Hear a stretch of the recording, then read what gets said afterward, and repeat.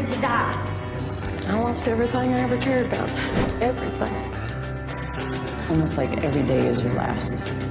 I want to stay alive for me. Because if I'm going to die in here, I'm going to die for my truth.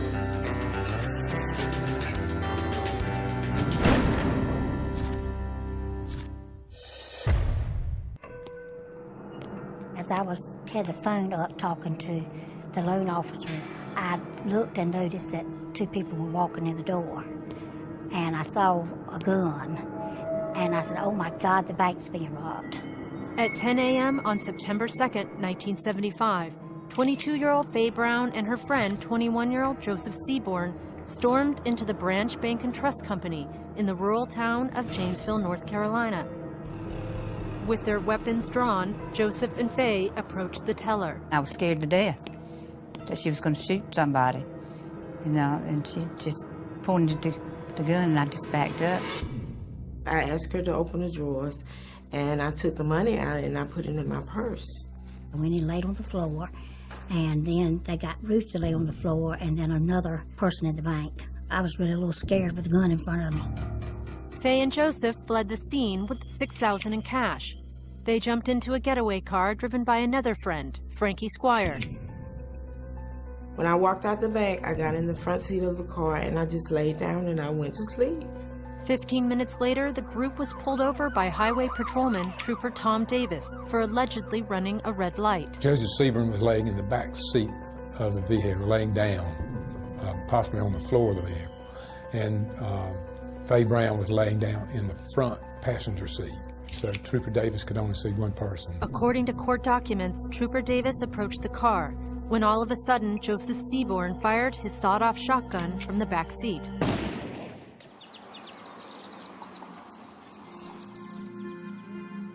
The blast struck Davis in the neck. When I got over to Tom was still alive. There was just so much blood you couldn't see anything but the hole. There was just so much blood coming out of it.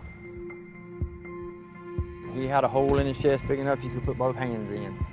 Davis was rushed to the hospital, but died from loss of blood shortly after. The suspects sped off and abandoned their car in a nearby cemetery. A manhunt of over 100 officers scoured the area for the suspects. 4.5 hours later, authorities found Faye Brown, Frankie Squire, and Joseph Seaborn when a patrol helicopter hovered over a soybean field, revealing their hiding place. I was afraid. Two of them grabbed me and twisted my arms behind my back and was, I'm sorry. I'm sorry. Faye and her co-defendants were charged with murder and armed robbery. If convicted, the 22-year-old faced the gas chamber. I was guilty of going in the bank. I know I was guilty of that. I was wrong for being there in the first place. Indirectly, maybe I bear some responsibility for his death, but not directly. You know, I never meant for anybody to be hurt. No, never.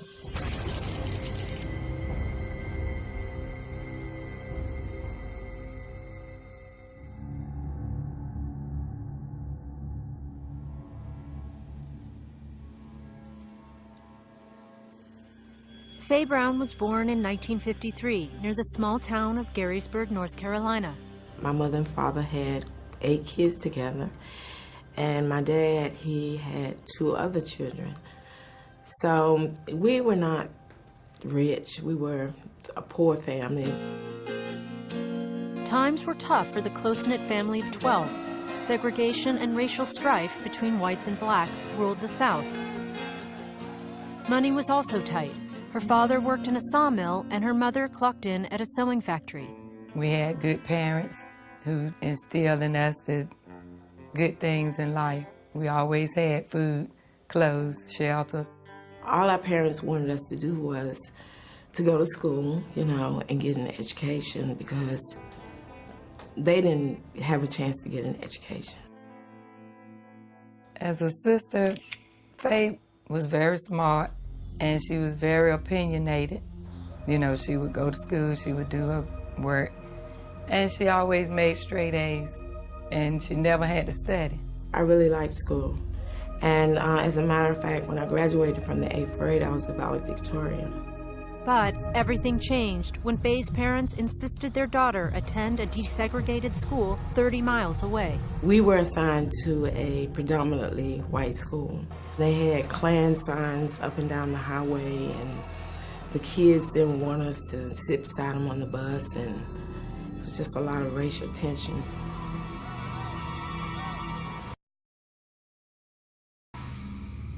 My mother, she always felt like she wanted us to have the best.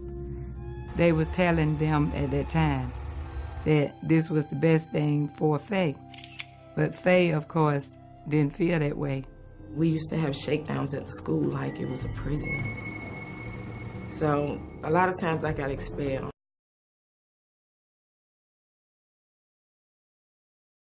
Continued at home, where she defied her mom and dad again and again.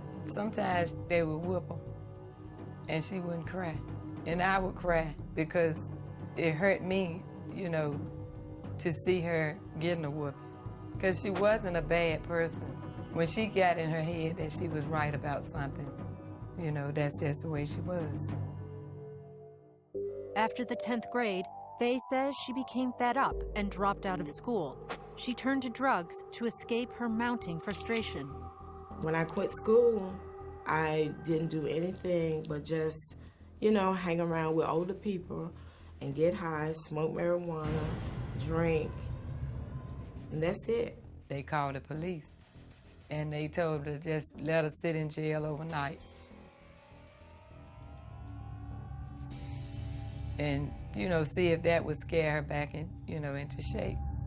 There were never any charges against me, you know, and then they would come and get me, thinking that I would act better or do the things that I was supposed to do, but I didn't. Still, her parents had high hopes for their daughter. My family had my life all planned out for me. They decided that I was going to finish school, I was going to go to college, and I was going to get a good job. They decided that for me. And I just refused to go along with it. Faye briefly went back to school, but quit before graduation. Over the next couple years, she continued doing drugs and running with the wrong crowd. In 1973, she met two men at a club that would change the course of her life forever, Frankie Squire and Joseph Seaborn.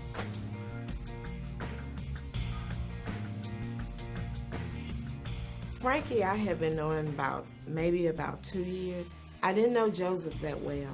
We used to just hang out, you know, and get high. But according to Squire's testimony, the group did more than just drugs.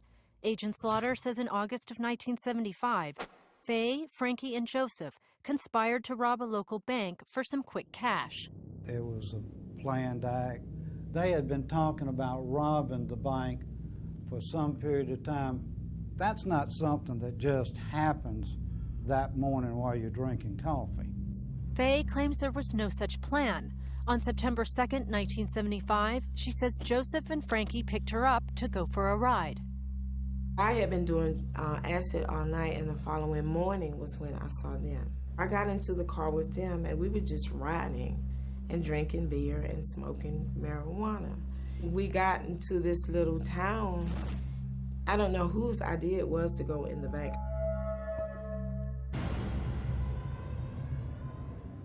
One of the guys handed me a gun. I don't know if it was loaded or whatever, but I took it and I put it in my purse. So when I walked into the bank, I just stood in line. She had bleached her hair out, and she put a hood on her head. And she came around to the teller window and came behind the cage. Joseph walked in. He's put the sawed-off shotgun together in front of my face. And I can just hear it clicking right now. It was a terrible sound.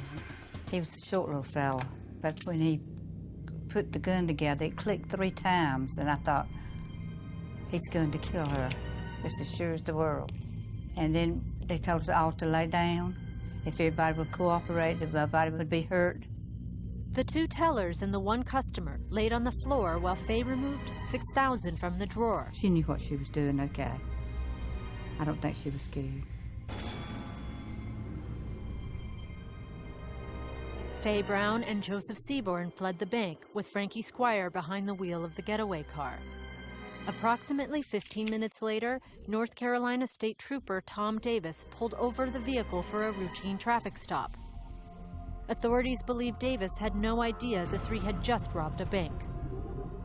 The suspect's car real slowly came through the intersection and actually ran the red light. And my dad pulled in behind them. It appeared to be one person in the car. He walked up to the car, and someone across the street in the garage said they heard him say, "Good morning." And about the time he said that, somebody rose up out of the back seat. A shotgun blast went off.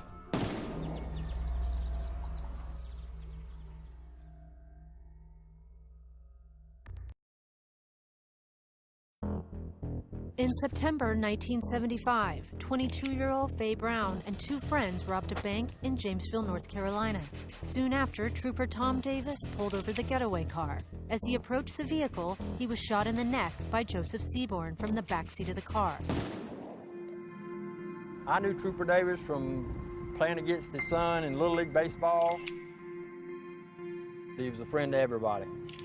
Everybody knew of Tom Davis. Dan Whitehurst was a 19-year-old volunteer medic in 1975. He happened to be visiting his father just 20 feet from the crime scene when he heard the shot ring out. I grew up hunting, so I knew it was a shotgun blast. It wasn't a rifle blast.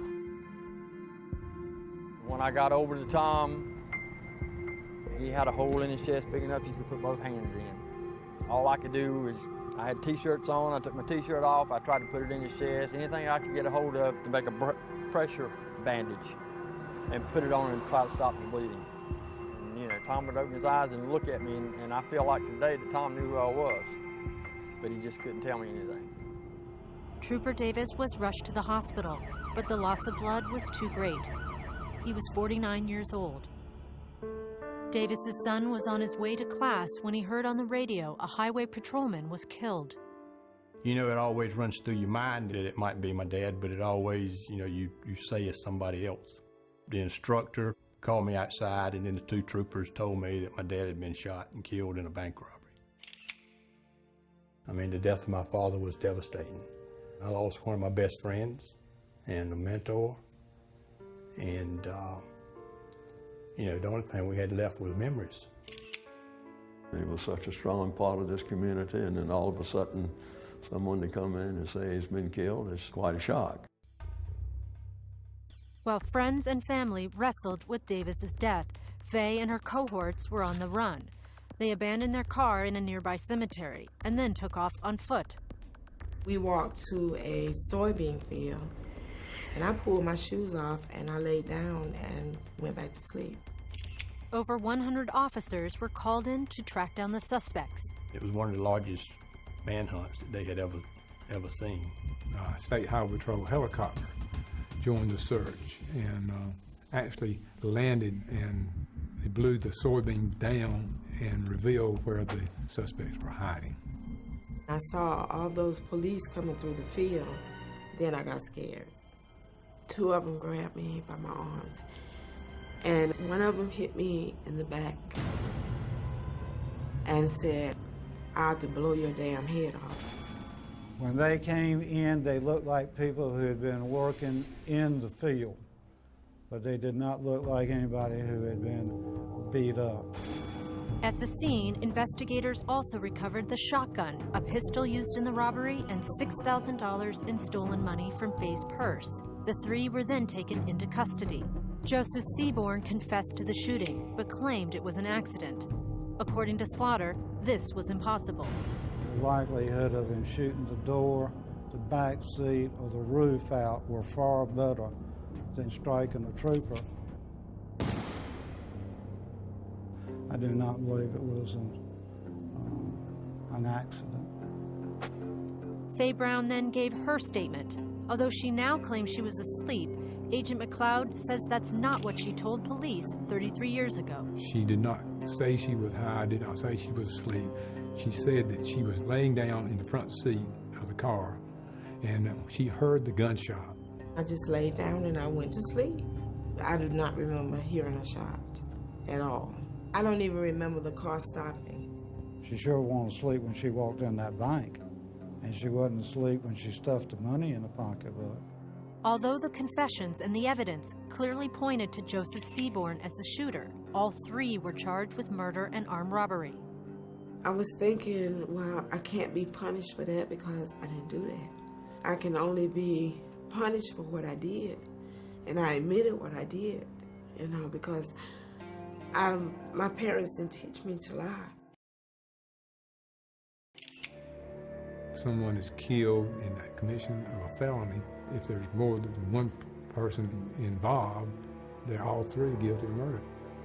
It was bad enough that she had robbed the bank, but then we found out that somebody had lost their life because of it.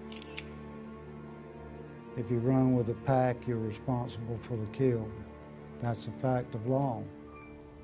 I'm sorry that she finds herself in this position, but I'm more sorry for the trooper. The trial began in January of 1976. Faye Brown, Frankie Squire, and Joseph Seaborn were tried together. I was tried with them because the judge denied all the motions for change of venue and separate trials. They were not even talking about me, you know, even though I was there, because I wasn't included in it. And I just never believed that I was going to be convicted. They had witnesses. There was actually a lady that was on her front porch where my dad got shot.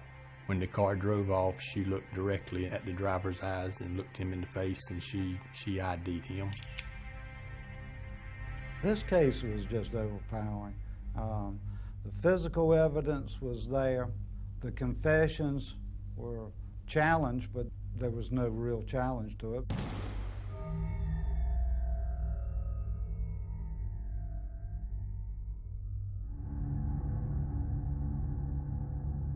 I was numb.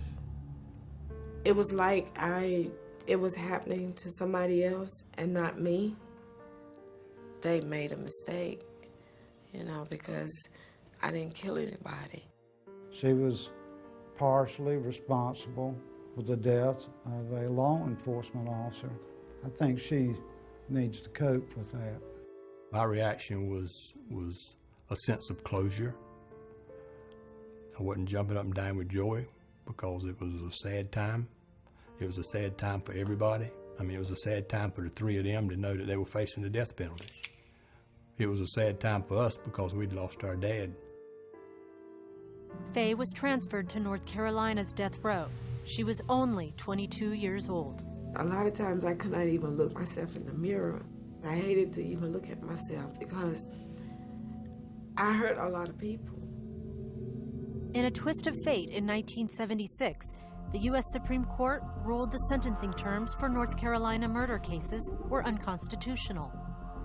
Faye and her co-defendants were resentenced to life with the possibility of parole. Although she escaped death, Faye felt like she didn't have much to live for. I proceeded to do the same things that I did before I got locked up. I was still getting high in prison. I wasn't a model inmate. Not by a long shot, I was not. I was very angry, bitter. I was a young woman sent to prison, and I felt like I was there unjustifiable. After a decade behind bars, Faye's attitude began to change. She earned her GED and her cosmetology license. She also made amends with her parents. But in 1991, Faye's mother died from cancer. I think after my mom died, I really got serious. That was the turning point. I stopped doing drugs. All my parents ever wanted me to do was to go to school and get an education. And that took a terrible toll on her. And I told Faye that even though Mama was gone, that I would do all I could to be there for her. Faye Brown has lived 33 years in prison. She has been denied parole 22 times due to the nature of her crime. I do feel like she should have been punished for what she did. Everybody should. But, I mean, this is a long time, 32 years. She was only 22 years old when she went in. I feel like she needs that second chance to come out and see what she learned. I believe that I should be out. I believe that I should have been out a long time ago. I mean, by me being here, I mean, what? I don't get it. Bank robbery that led to my father's death is hard to put into words how I feel. I'm sorry that they did it. Do I think about them on a regular basis? No, I do not. But at the same time, when I do think about them, I think that they should serve their time. Faye still claims she was asleep when Trooper Davis was shot, but she feels remorse for her part in his death. I'd like to say to the family of Guy Thomas Davis Jr. that I am truly sorry for your loss. I didn't mean to hurt you. Never meant any harm to anyone. And I hope that someday that they will forgive me.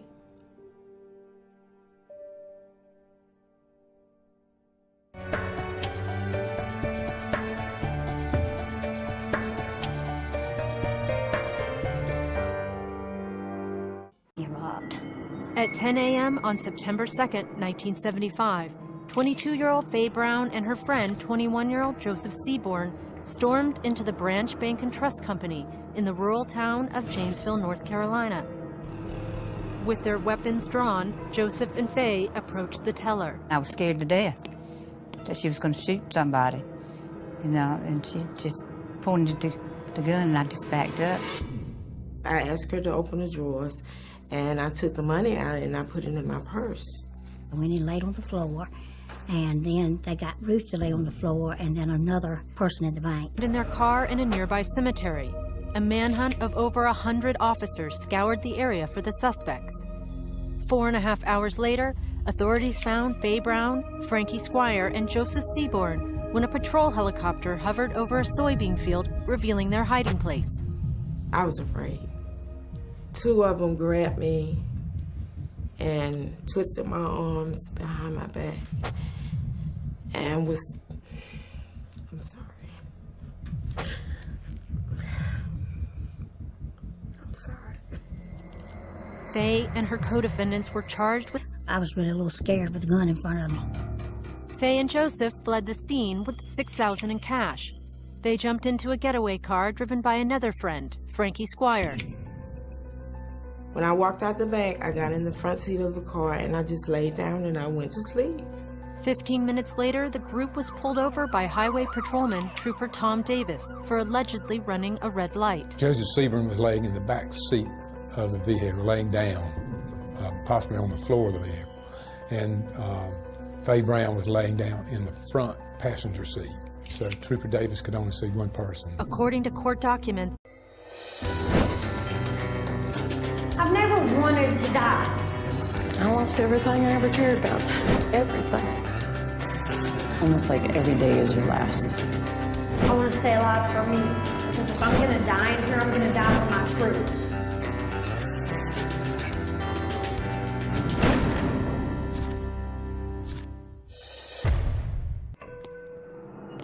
As I had the phone up talking to the loan officer, I looked and noticed that two people were walking in the door. And I saw a gun. And I said, oh my God, the bank's... Trooper Davis approached the car when all of a sudden Joseph Seaborn fired his sawed-off shotgun from the back seat.